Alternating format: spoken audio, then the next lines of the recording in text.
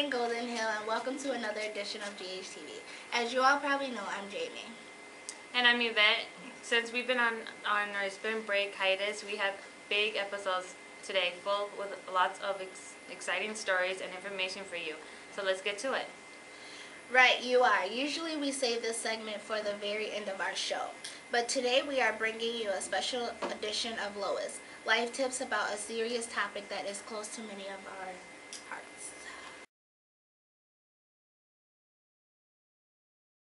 Good morning, students. We're not having the regular life tips this week, but instead we're going to share some information to you in regards to a really important awareness for the month of April.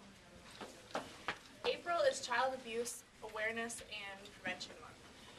We believe that nobody intends to hurt a child, but when overly frustrated and under the influence and many other reasons, bad things can happen.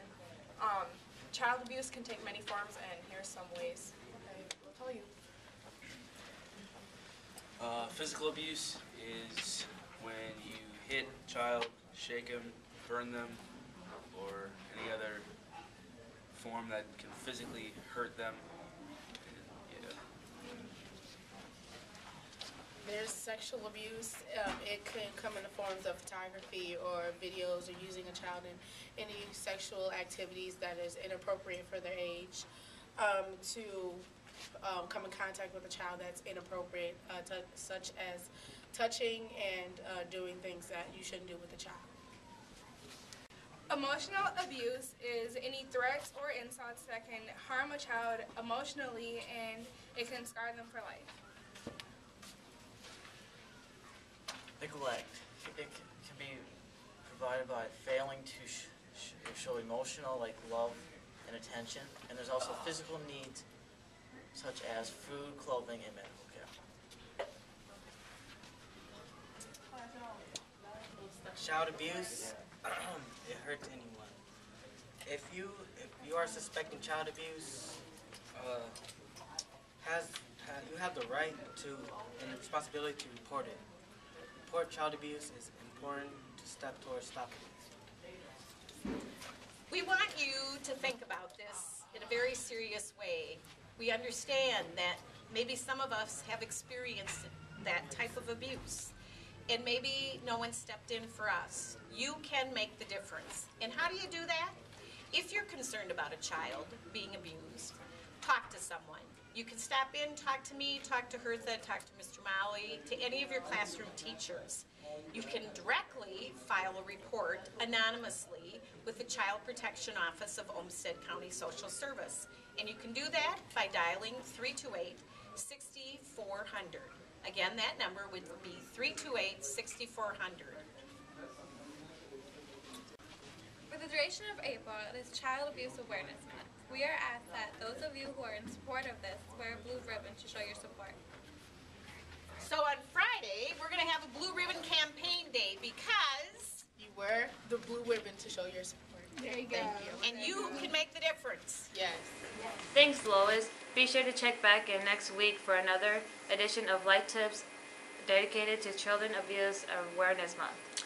Child abuse is certainly a topic that deserves our attention. Yes, it is. Another important topic that our news team covered this week is homelessness.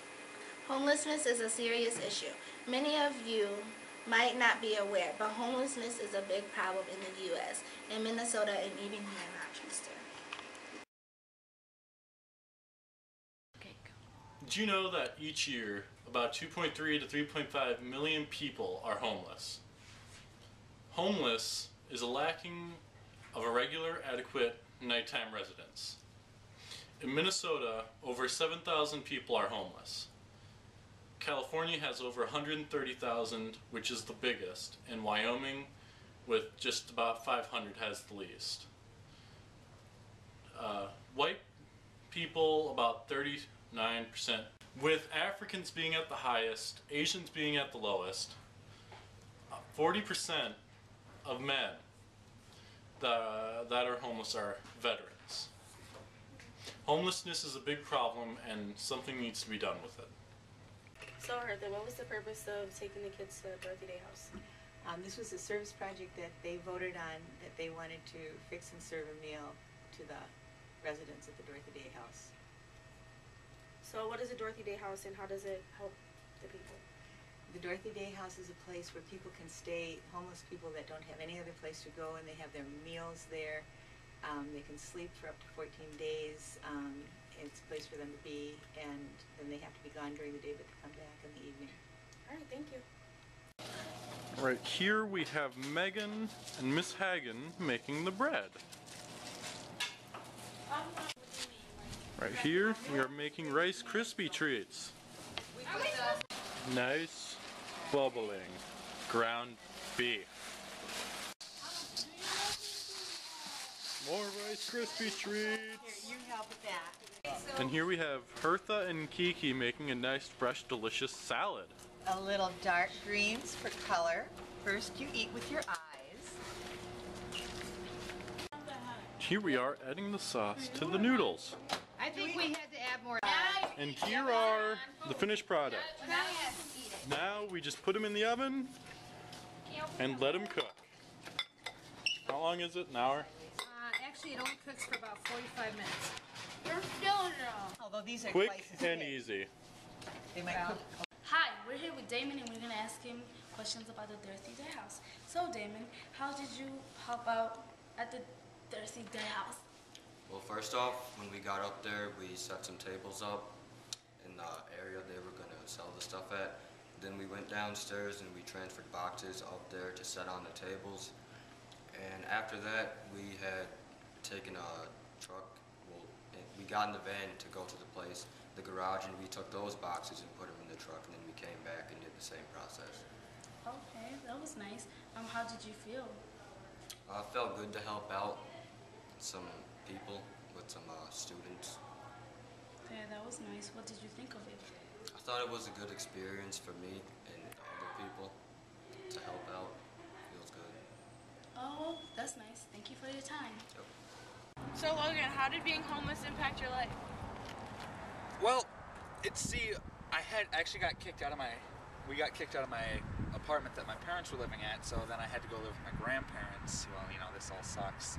But then they kicked me out, so then I went and lived with a friend. Well, then I got kicked out of there, and then I was actually on the streets living in my car with some trash. It's still trash. But, yeah, so, and it's not very fun. It's not exactly really the physical, because Rochester offers a lot of stuff to help people who are homeless, but it's just like the fact that you are homeless and you don't really know where you're going to be sleeping or any of that stuff. Thankfully, I had good friends, but you know, not all people have that. Yeah. So what resources did you use to get your life back on track?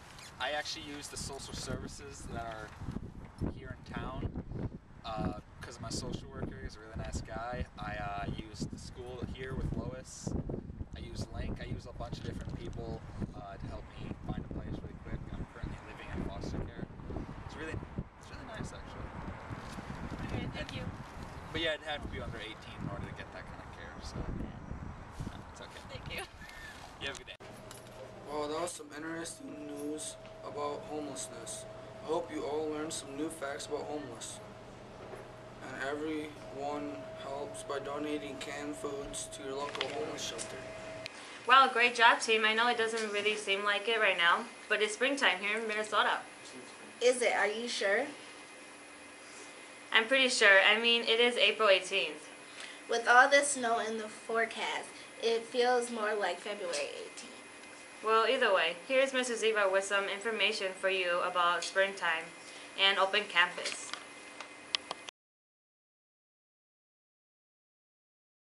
Welcome to another version of Z60. With today's wonderful sunshine and mid-40 temperatures, it's once again time to remind students about spring.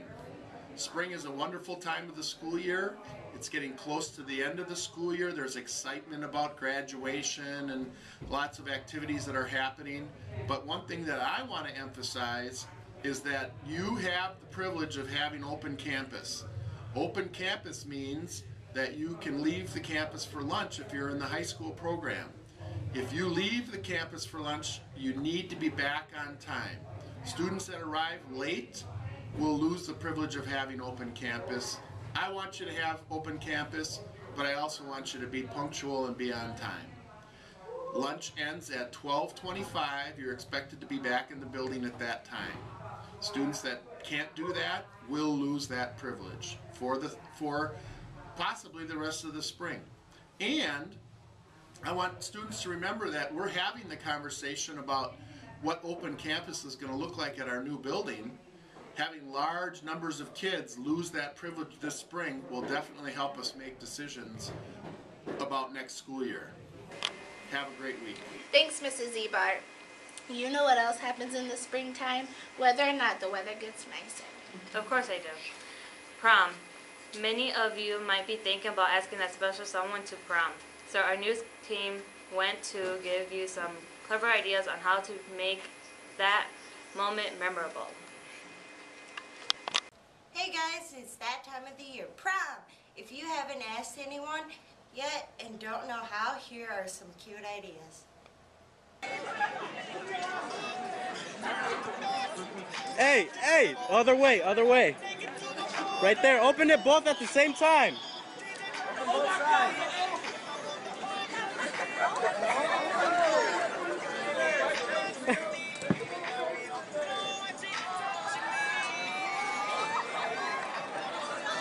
Both at the same time.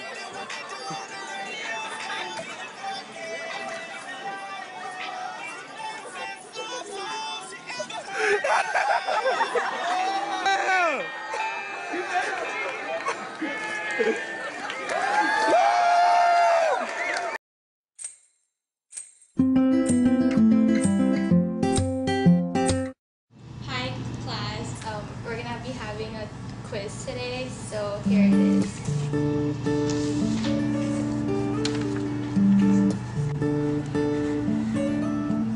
You seem quite nice for a girl with good looks, and I'm the kind of fella that'll make you feel better when your life gets shook. So give it a chance according to your plans. I bet I'm not number one on your list to kiss, but please understand.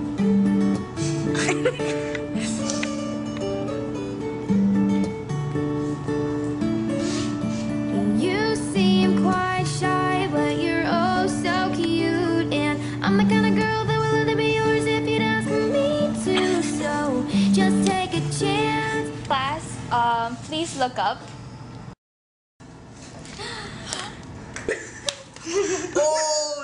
Christian, today will you go to prom with me?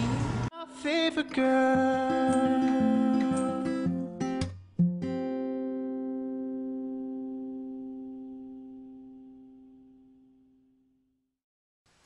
Those are so cute. Hope you guys are taking notes. I can't wait to hear about the cute stories. Century Prom is on May 18th.